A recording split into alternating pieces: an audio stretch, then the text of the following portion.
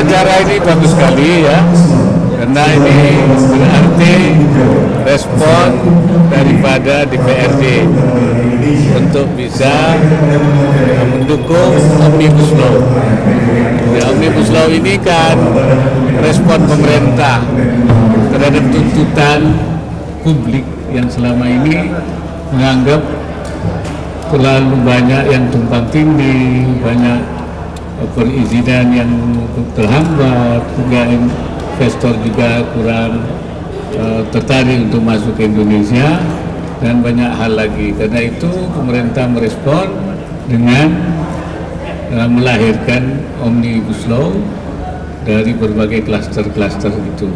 Dan DPRD kelihatannya juga memberikan respon yang cukup ya terhadap Omnibus Law ini, walaupun nanti mungkin ada juga hal-hal yang perlu adanya usulan-usulan melalui berbagai forum di DPR, rapat dengar pendapat umum di DPR.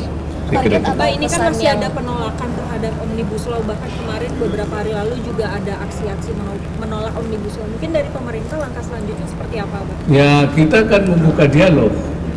Omnibus Law itu sendiri seperti saya katakan memang tuntutan publik untuk membenahi masalah hukum yang begitu saya sebut tadi itu terlalu banyak obesitas, tumpang tindih, kemudian banyak aturan-aturan perizinan yang begitu.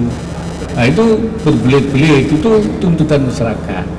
Nah, jadi kalau yang menolak itu saya kira sebaiknya nanti kita bicarakan nanti hal-hal yang sifatnya tentu aspek-aspek mana yang masih belum ada kesepakatan. Nah, itu kan makanya dilakukan dengar pendapat di DPR yang untuk membahas lebih lanjut isinya.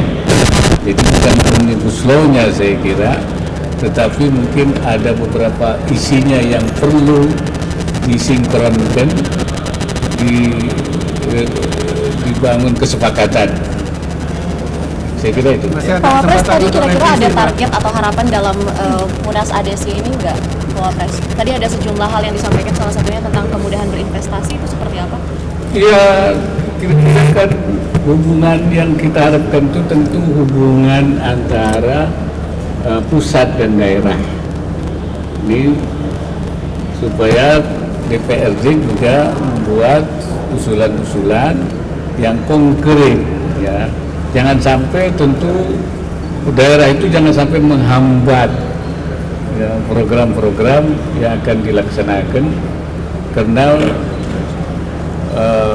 kewenangan-kewenangan berdasarkan otonomi daerah. Tetapi tentu juga pusat tidak bisa mengambil begitu saja ya kewenangan-kewenangan otonomi daerah itu.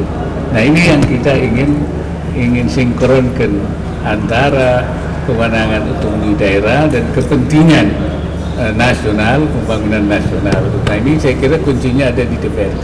Abang, beberapa waktu lalu ini kan Papua terjadi konflik lagi, Abang, bahkan ada tentara yang ditembak KKB. Ini kira-kira ada solusi dari pemerintah seperti apa, Abang? Ya, pemerintah akan terus mencari solusi sumber-sumber konflik itu. Yang pasti kan respon pemerintah itu mengurangi kesenjangan, ya, ketidakpuasan di Papua dengan melakukan pembangunan fisik, pembangunan infrastruktur, pembangunan pendidikan, fasilitas-fasilitas lain. Karena itu pemerintah akan terus melakukan upaya-upaya pendekatan sejauh mana sebenarnya apa yang menjadi masalah-masalah. Otonomi khusus juga sudah diberikan kepada Papua. Karena itu apalagi yang masih perlu ditindaklanjuti. Bahwa pemerintah punya komitmen baik untuk membangun keutuhan wilayah NKRI khususnya di Papua. Pendekatan kita adalah pendekatan kesejahteraan. Tidak memangkas kewenangan daerah dalam memproduksi produk legislasi. Ya, itu yang kita tidak berkeinginan untuk memangkas, tetapi untuk